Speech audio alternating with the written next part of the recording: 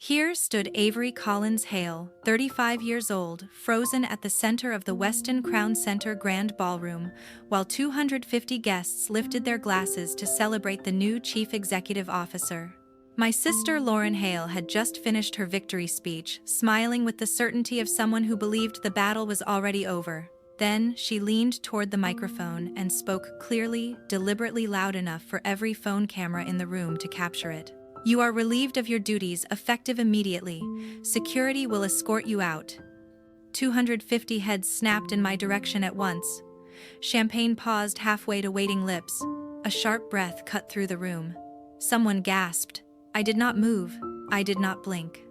I reached for the guest badge pinned to my black dress, unclipped it slowly, and placed it with care on the rim of my untouched champagne flute. The glass trembled slightly, then went still. Only then did I lift my eyes to Lauren. My voice was calm, steady, almost polite. "Tell our parents the board convenes in 3 hours." I turned on my heel and walked away, my steps echoing across the marble floor as camera flashes burst behind me like lightning at a scandal. When the ballroom doors closed, the sound was soft, but everything after that moment had already begun to collapse. I turned on my heel and crossed the marble floor, my steps sharp and controlled, camera flashes bursting behind me like a scandal unfolding in real time. The double doors closed with a muted thud. If you have ever been publicly humiliated by your own sister at her celebration, you know the hollow drop that hits your stomach. It is heat and nausea and disbelief all at once. If you carry a family story that still makes your blood boil, you understand exactly what that moment feels like. Ask yourself this. What is the worst thing a sibling has ever done to you in front of a crowd? What happened next would eclipse every story I had ever heard. When the doors shut behind me, the real countdown began. I slid into the driver's seat of my black SUV, the engine coming to life before the echoes from the ballroom had even faded. The distance to Summit Ridge was 28 miles. On a clear night, it took 32 minutes. More than enough time. I kept the radio off. The only sound was rubber against asphalt and the soft click of the turn signal as I merged onto the interstate. By the time I pulled into the garage, the house was dark. Only the motion light above the workbench flickered on.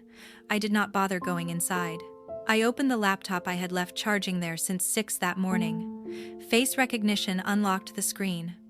I opened the folder labeled Continuity. Everything was already prepared. The encrypted email addressed to every board member and registered shareholder. The certified courier packets already labeled and approved. The digital signature time stamped at 6:03 that morning. All that remained was execution. One click sent the emails. One click confirmed the courier pickup scheduled in 14 minutes. Finished. People like to believe majority ownership happens overnight. It never does. It begins with a single half-page agreement when you are 19 years old and too stubborn to accept a salary like everyone else. Back in 2009, Hale Logistics Group was still a 20-person operation, running out of a drafty warehouse on the edge of Kansas City. My father offered me a director title and $180,000 a year. I declined without hesitation and told him I wanted equity instead. He laughed, slid 8% across the table, and told me I could own the dirt beneath the building if that made me happy. I never sold a single share. When the Midwest cold chain expansion broke ground years later, I took another 4% in place of a bonus. While others celebrated short-term wins, I kept choosing permanence. Then came the near disaster. My sister Lauren almost signed the company into a partnership that would have bled $42 million and buried us in lawsuits. I did not raise my voice. I did not confront her publicly. I went to the board and persuaded them to add a single clause buried deep in the bylaws. Section 14C. They called it paranoia. I called it insurance. A few years later, a refrigerated technology startup out of California we acquired offered me 12% in exchange for structuring the deal and absorbing the risk. I accepted without ceremony. When my parents later wanted liquidity to remodel their lake house, I bought their golden shares at full market value. No discounts, no favors. They believed they were helping me. They were not. Piece by piece, contract by contract, decision by decision. I kept stacking ownership until the ledger showed 71% under my name alone. No announcement was ever made. No plaque was hung on an office door. The truth lived quietly inside, state filings sealed and absolute. I closed the laptop, leaned back against the headrest, and finally released the breath I had been holding since my sister opened her mouth at that podium. Across the city, my younger brother Evan was live streaming from the ballroom, his phone angled to capture crystal chandeliers glittering behind him. I could picture the grin on his face without looking. His caption was already written: "A new era begins, family business. Next generation." The reactions poured in. He had no idea the era he was celebrating had exactly 3 hours left. In the VIP section, the first phone vibrated. Charles Whitman, the silver-haired attorney who had drafted every major contract for Hale Logistics Group since it was 3 men and a warehouse decades ago, felt the buzz against his chest as he lifted a forkful of grilled salmon. One glance at the screen drained the color from his face. He stood so abruptly that his chair scraped across the marble, the sound sharp enough to slice through the string quartet. Without a word of apology, he grabbed my father by the elbow with one hand and my mother by the wrist with the other, guiding them firmly through the nearest service door. The narrow backstage corridor smelled of overheated catering trays and fresh-cut flowers. Charles Whitman swiped a keycard he was never meant to have locked the door behind them, and placed his phone into my father's hands as if it were something volatile. My father took it with both hands, his thumbs turning pale at the edges. He read the first page, once blinked hard, then read it again. His eyes stopped on the only paragraph that mattered. Section 14, C. The Emergency Continuity Clause. Drafted and executed years earlier after my sister Lauren had nearly signed a West Coast distribution agreement that would have drained $42 million and buried the company under years of litigation. The board had laughed when it was introduced. They had called me paranoid. My father had signed the amendment while half watching a football game on the office television. He had never read beyond the title. Now he read every word. His lips moved, but no sound came out. When he reached the line, stating that any unilateral termination of an executive by a non-equity appointee immediately suspended all authority and transferred control back to the majority shareholder, the air left his body in a single, slow collapse. His shoulders sagged forward as if invisible strings had been cut. My mother leaned closer, her hand gripping his arm. When she saw my electronic signature at the bottom of the document, the tears began before she reached the end of the second sentence. There was no wailing, no spectacle, just silent, relentless streams carving dark tracks down her cheeks. She pressed a white linen napkin to her mouth to stifle the small fractured sounds escaping her chest. Charles kept his voice barely above a breath. "Rick, this is live. The timestamp is 6:03 this morning. Every board member and every registered shareholder has already received the same packet. We are inside the 3-hour window. There is no pause." My father looked up slowly, his eyes glassy, unfocused as the weight of it finally settled in. "She does not know yet." "Not yet," Charles confirmed. "She is still cutting the cake." Out in the ballroom, Lauren was laughing at something the host whispered to her, guiding a silver knife through 4 tiers of champagne-soaked vanilla as camera flashes cracked like lightning. She lifted a flawless slice, held it up to the crowd, and smiled with the confidence of someone who believed the night belonged to her. She looked like the queen of everything she was about to lose. My mother's voice broke through her tears. "Rick, bring her in here. We stop this before it goes any further." My father was already reaching for the door handle, his knuckles drained of color. As my mother pressed her crumpled napkin to her eyes one last time, the door burst open. Lauren entered the cramped backstage room first. My younger brother Evan followed immediately behind her, both of them still glowing from the applause and spotlights that had chased them off the main floor. The door slammed shut behind my father with enough force to rattle the framed supplier awards lining the wall. The smile my sister had worn all evening did not fade, it did not even tremble. "What exactly is this about?" she asked, smoothing an imaginary crease from her white blazer as if a red carpet interview were waiting just outside the door. "Did Avery throw one of her dramatic episodes and come crying to you again?" Evan scoffed, his thumbs already flying across his phone screen. "Typical. She always needed attention when things did not go her way." My father said nothing. He did not argue. He did not explain. He simply rotated the tablet on the small conference table and slid it across the polished surface until the screen faced them. The latest official Connecticut filing filled the display. An ownership breakdown stamped and certified that very morning. Final. Notarized. Impossible to challenge. 71% sat in bold beneath a single name, Avery Collins Hale. Lauren's eyes locked onto the number. Her perfectly shaped red lips parted, but no sound followed. The confidence drained from her face slowly, like color bleeding out of a photograph, leaving only shock behind. Evan leaned over her shoulder, expecting a glitch, a prank, some clerical mistake. When the same figure stared back at him, his smirk vanished instantly, as if someone had flipped a switch. His mouth opened, closed, opened again. Nothing came out but a thin wheeze. Lauren finally found her voice. It came out sharp and brittle. This has to be fake. Some cheap trick. She cannot possibly own that much. It is not real. Charles Whitman cut in, his tone flat and precise. The same voice he used in depositions. State stamped at 8:47 this morning. You activated the exact clause she drafted the day you attempted to sign that West Coast deal that would have cost $42 million. Lauren's manicured fingers yanked her phone from the crystal clutch. Her thumb stabbed at my contact. Straight to voicemail. She tried again, harder this time. The same cold, automated greeting answered. She had been blocked since sunrise. The realization struck her like a slap. This is insane, she hissed, spinning toward my father so fast her blazer flared. You let her do this. You let her hide it from all of us. My father's face hardened into stone. His jaw locked. His eyes did not waver. I signed what was placed in front of me every quarter, the same way you did. Without reading past the first paragraph, Evan finally found his voice. It cracked thin and panicked, like a teenager backed into a corner. We can still fix this. Call an emergency attorney. File for an injunction. His words hung in the air, desperate and weightless, already too late. Anything. Charles Whitman shook his head once, slow and absolute.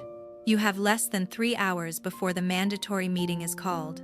After that, the vote is binding under majority control. No court in Connecticut moves faster than 71%. Lauren's breathing turned shallow and rapid.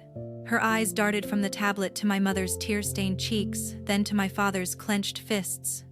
She searched every face in the room for an ally, a crack, a way out. There was nothing. The room seemed to close in on her with every frantic glance. She tried one last time. Her voice fractured completely. She would never destroy her own family over petty revenge. My father met her stare without blinking. You destroyed any chance of mercy the moment you humiliated her in front of 250 people who used to work for her. Silence swallowed what little air remained in the room. Lauren stood motionless, staring at the glowing screen as the truth settled into her chest like ice water. Evan kept refreshing his phone, his thumb shaking, waiting for a miracle that was never coming. While Lauren remained frozen in place, every board member's phone vibrated at the same time. The first was Harold Weinstein, the board chairman. His fork hovered halfway to his mouth when the screen lit up with an encrypted attachment and a subject line announcing an emergency shareholder meeting under Section 14C. Harold's jaw tightened. He set the fork down, pushed back his chair, and walked straight to the head of the security station near the east exit. One sentence, low, controlled. Lock the room. No one leaves. Within 15 seconds, every other board member's device followed. Margaret Klein opened hers, her eyes widening behind her reading glasses. Paul Delgado muttered a curse under his breath. Phones began rising throughout the ballroom like dark mirrors reflecting the chandelier light. The jazz quartet struck a wrong note and stopped playing altogether. Security moved immediately. 6 additional guards in black suits appeared at the 4 main exits and both service doors. Arms crossed, feet planted, polite smiles that dared anyone to test them. Near the coat check, a venture capitalist made a hesitant move toward the lobby. He did not get far. A guard stepped sideways and blocked the path without a word. Another guest phone, already pressed to his ear, tried the west corridor and met the same wall of muscle. The message was instant and unmistakable. The celebration was finished. On stage, the host, a local news anchor hired for the evening, sensed the shift ripple through the room. He gently took the microphone from a confused server who had been moments away from announcing dessert. "Ladies and gentlemen," he said, his voice steady but louder than necessary, "please remain seated. We will have a brief, unscheduled announcement from the majority shareholder shortly. Thank you for your patience." The house lights dimmed another notch. The string lights above the cake table stayed bright, making the four-tier champagne-soaked masterpiece look suddenly absurd. Lauren rushed back out from the private corridor, her cheeks flushed, her hair slightly out of place for the first time all night. She gripped the microphone stand with both hands to steady herself, her knuckles drained of color. "Everything is perfectly fine," she announced, the words tumbling over one another. "This is only a minor administrative update. Please remain calm and enjoy the rest of the evening." Her right hand shook so violently the microphone shrieked with feedback. A thin ripple of nervous laughter drifted up from one table, then died immediately. No one believed her anymore. At the edge of the stage, Evan appeared, forcing a casual posture as he slid along the velvet wall toward the service exit. His phone was pressed tight to his ear, his lips moving rapidly, his eyes darting. He managed 3 steps. A guard materialized in front of him, shook his head once and pointed back toward the ballroom floor. Evan froze, trapped between the guard and 200 watching faces. The temperature in the room seemed to drop 10 degrees in less than a minute. Champagne went flat in untouched glasses. The waitstaff stood frozen mid-step, silver trays of petite desserts suspended in the air. Phones continued to light up across the ballroom, with the same document, the same ownership table, the same name printed in bold at the very top. A woman at table 6 gasped loud enough for half the room to hear. Her husband tilted his screen toward her so she could read it herself. The sound spread outward like a shockwave. Someone whispered, 71%.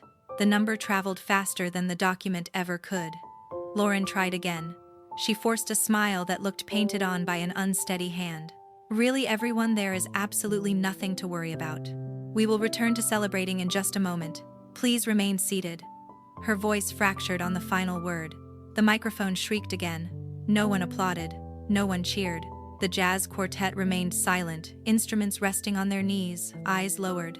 The host returned to the stage and gently but firmly took the microphone from Lauren's trembling fingers. "Once again, please remain in your seats. The majority shareholder is present and will address the room directly within the next few minutes." Lauren's grip failed completely.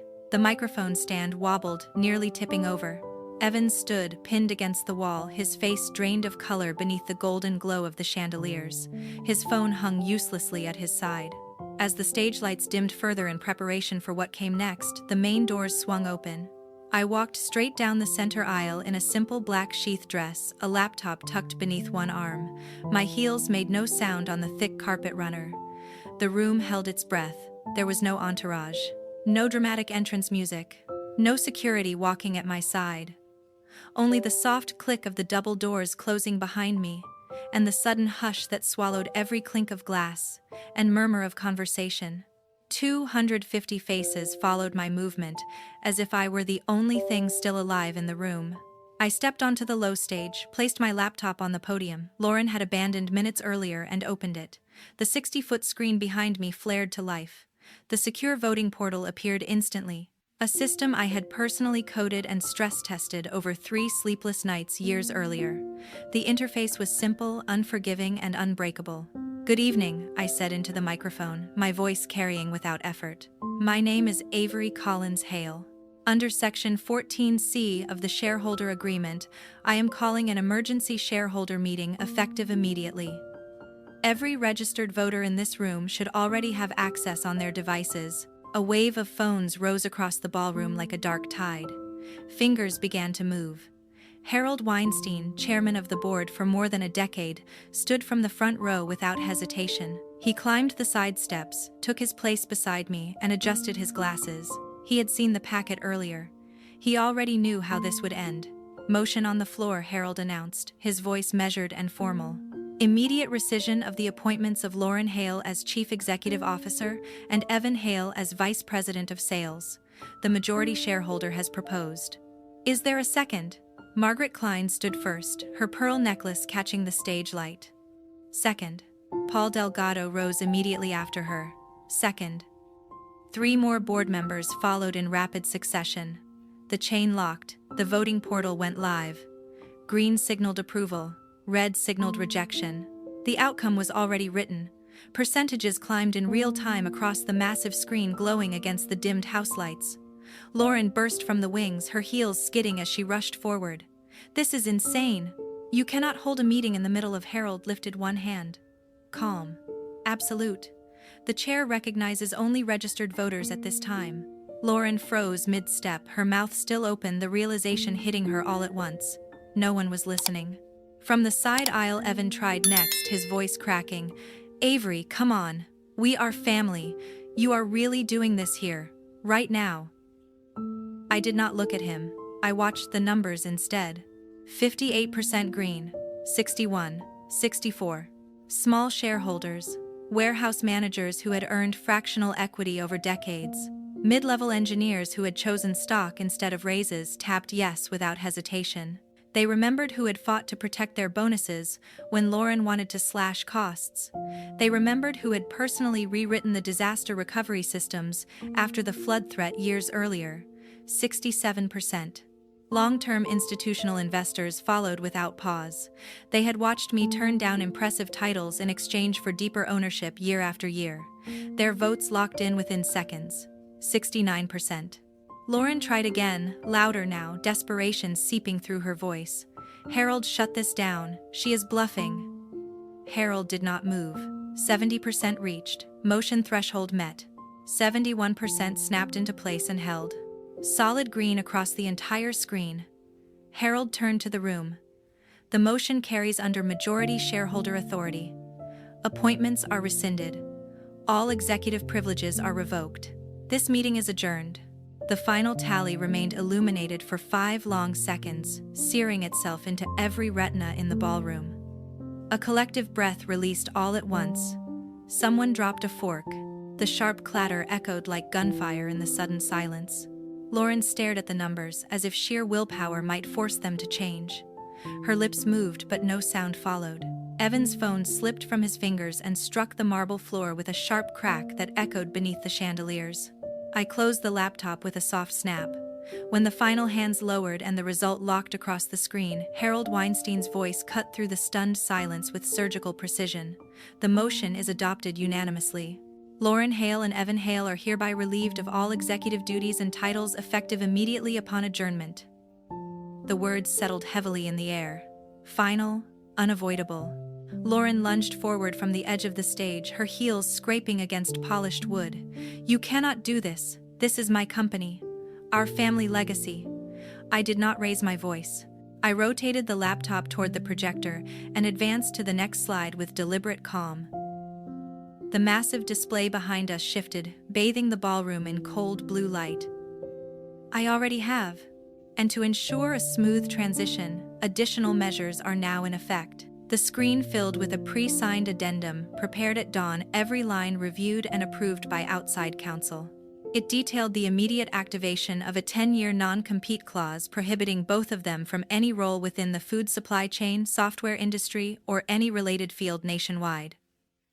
No consulting roles, no competitor board seats, no quiet advisory calls to clients we had built together. Below that, in bold text, came the next consequence. Immediate forfeiture of all previously granted golden shares, along with permanent revocation of all future dividend rights tied to their former executive compensation packages. Those shares were never just paper. They were the safety net Lauren had cashed in for her weekend escapes and luxury retreats. They were the buffer Evan relied on to bankroll his vintage car obsession. All of it vanished in a single decision. Lauren's eyes moved across the text, one line at a time. Her lips parted as the meaning finally landed. Color drained from her face until she looked almost translucent beneath the stage lights. Evan, standing just behind her, gripped the edge of the podium. His skin took on a sickly gray tone. He looked moments away from being physically ill, right there on the Persian rug.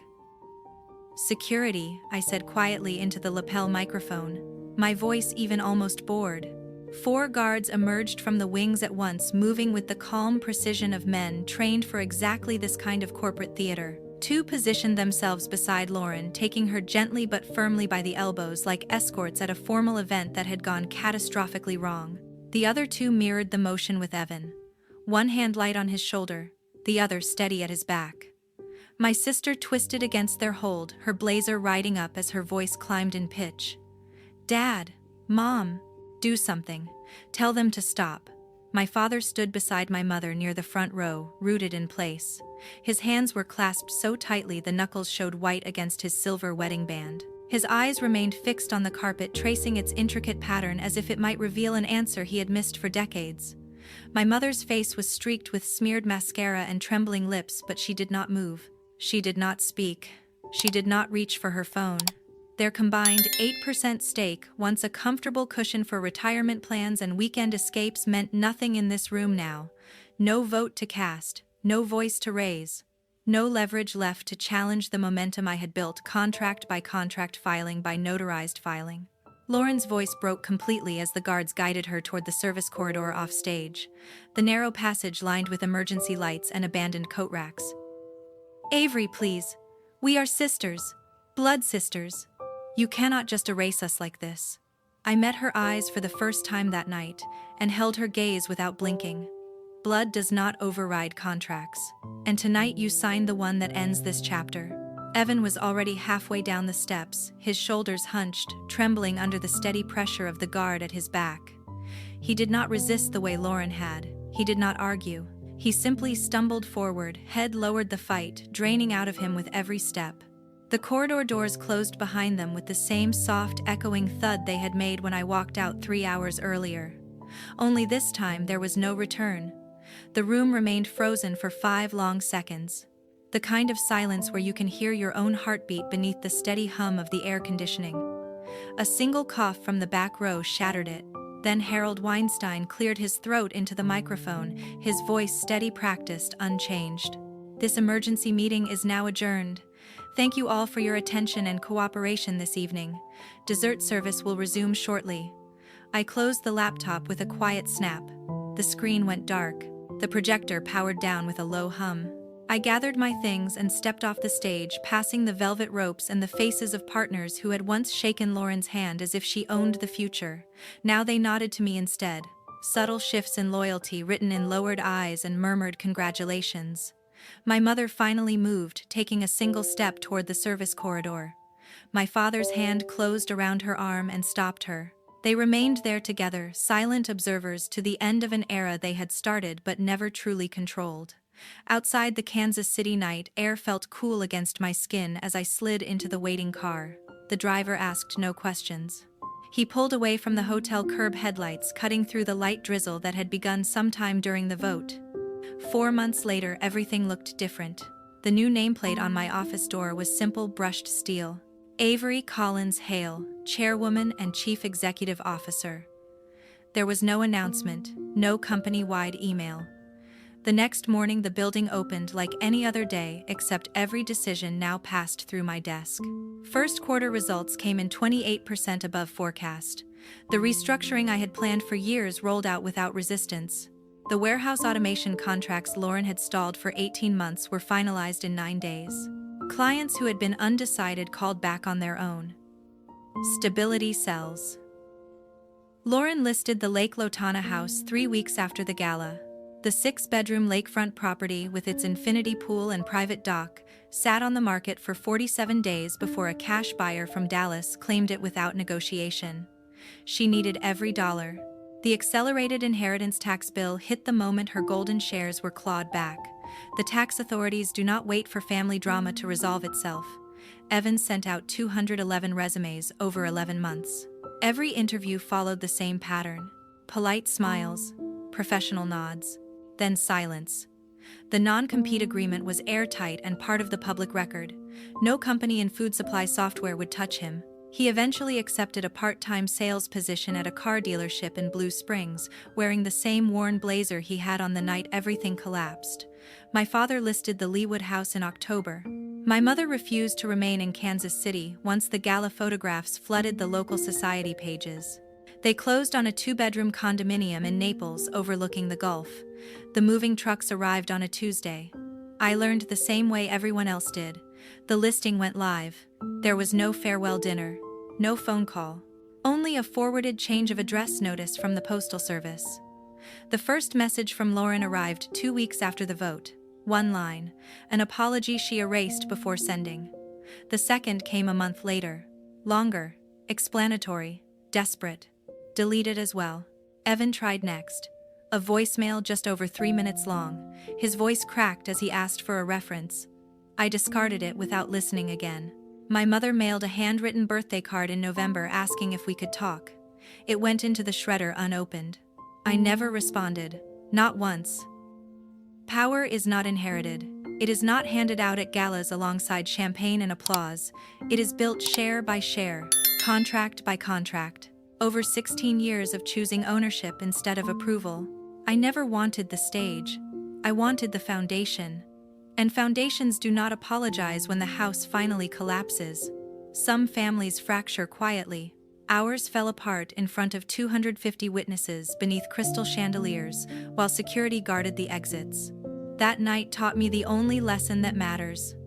Blood may share a last name, it does not share a vote. And votes are the only thing that ever counted.